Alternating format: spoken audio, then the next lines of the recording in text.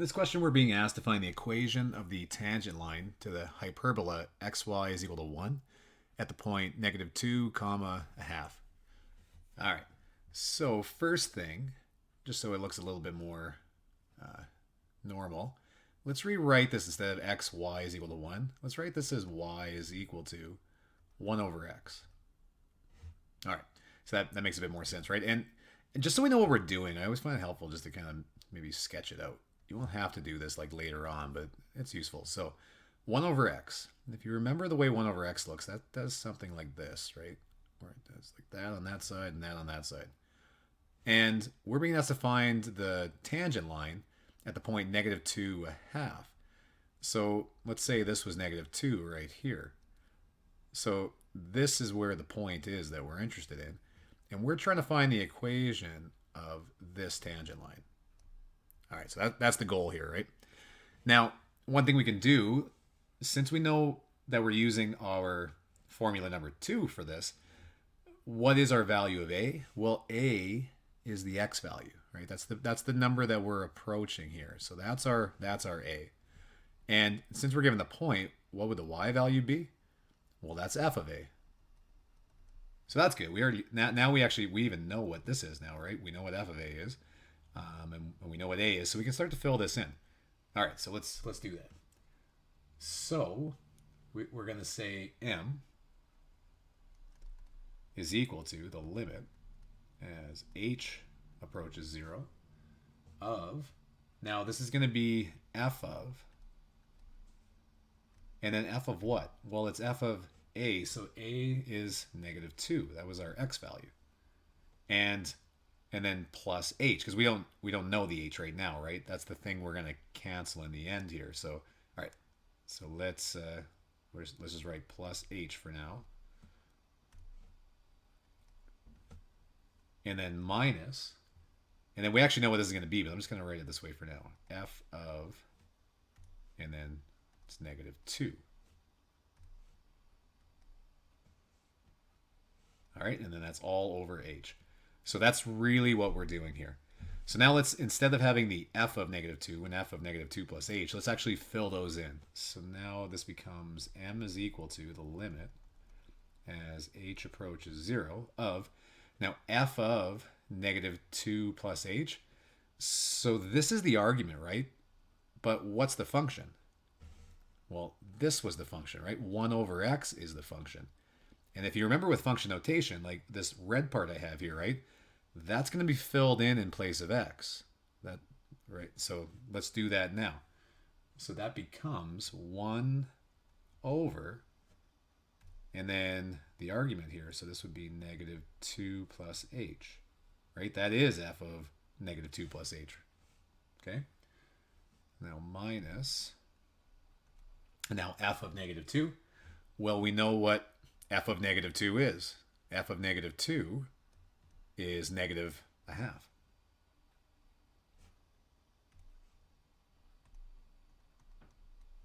And I probably didn't need to make that red. Oh well. Over h. Okay, so now we just need to simplify this up a bit, right? So for one thing, I've got minus and negative happening up here, so I can change that to positive. So that becomes the limit as h approaches 0 of 1 over negative 2 plus h, and then this is just plus a half, all over h. All right, so what can we do here? Well, the goal on these ones is really going to be to cancel out that h in the end. So I need to do some fiddling with the top here to see if I can make it so I get like an h on its own, hopefully in the top, that I can cancel with the one on the bottom. So it just takes a bit of manipulation. The only thing I can really see to do here is to put this top part all over the same denominator. So what we're going to do is I'm going to multiply this side of the equation by 2, right? Because this is 2 on this side, right? So I got to multiply that by 2 and this by 2. And then I'm going to multiply this side of the equation by negative 2 plus h. And negative 2 plus h. All right, and then write it all over the common denominator of 2 times negative 2 plus h. Okay, so we'll write it again. So this is equal to the limit as h approaches 0 of, now the top here, like I know for sure this is going to be all over this common denominator of 2 times negative 2 plus h. And now the top becomes, well, 2 plus, and then this is negative 2 plus h. 2 plus negative 2, or 2, are you okay if I just say minus plus negative? Yeah, okay. 2 minus 2 plus h. This is looking really good. 2 minus 2, I like that. So over h. All right, so let's take those guys. 2 minus 2, that's just 0. So I'm going to do it one more, well, I'm going to do it a few more times, but let's do it again. Limit as h approaches 0 of, so now we just have h over 2 times negative 2 plus h all over h. And again, like I showed in the last sections, we're getting fractions over fractions, so sometimes it can get a little bit confusing, but let's put this part all in brackets just so I kind of think about that as one thing. And then this h on the bottom, you can think about that as h over 1. So now it makes it a bit simpler to think about this as, well, I'm just going to change this from dividing by a fraction to multiplying by the reciprocal. So let's do that. So now we have, it's the limit as h approaches 0 of h over 2 times negative 2 plus h times, and then flip this guy upside down, 1 over h. And now you can a little bit more clearly see that I can cancel those h's. You might have been able to see that from here too. Like if you did, that's fine, right? We could have went, oh, good, I can cancel those h's. But this is really kind of what's going on here, right? So now let's write it again. So we got the limit as h approaches 0 of, and this becomes 1 over 2 times negative 2 plus h. And now, because I cancel out an h there, I'm like 95% sure that we're probably going to be good when I throw 0 in for h. So let's do that now. So now we'll say, okay, well, this is the same thing as 1 over 2 times negative 2, and then instead of an h, I'm going to put in plus 0. Okay, so this becomes a slope of negative 1, 1 over, and then this becomes negative 4, right? So 2 times negative 2. So I'm going to write that as negative 1 over 4. There you go. So that's going to be the slope of our line. Now, let's look back at it for a second. Does that make sense for the slope of our line that we're expecting? Yeah, makes sense to me, right? It's a negative slope. It's on its way down. So, okay, so far so good. All right, so now we're just going to figure out the equation of the line. And we have the slope and we have the point. Let's use point slope form. Okay, so from here, let's say point slope form is y minus y1 is equal to m x minus x1. And then we'll just kind of fill it in with what we know. So y minus, and then our y value was negative a half. That was our y value there.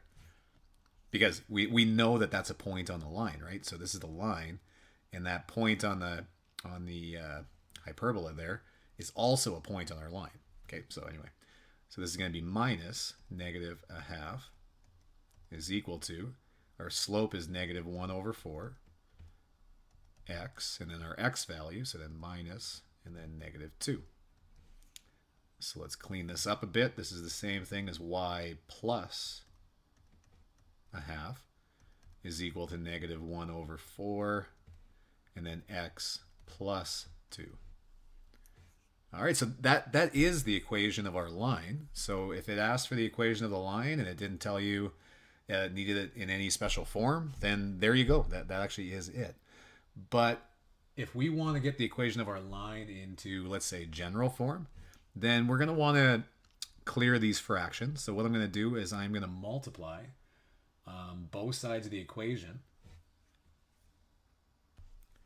Well, you could multiply it by negative 4 if you're okay with that move, just to get rid of that negative at the same time. But what I'm going to do, I'm going to write it again. Y plus a half is equal to negative 1 over 4, x plus 2.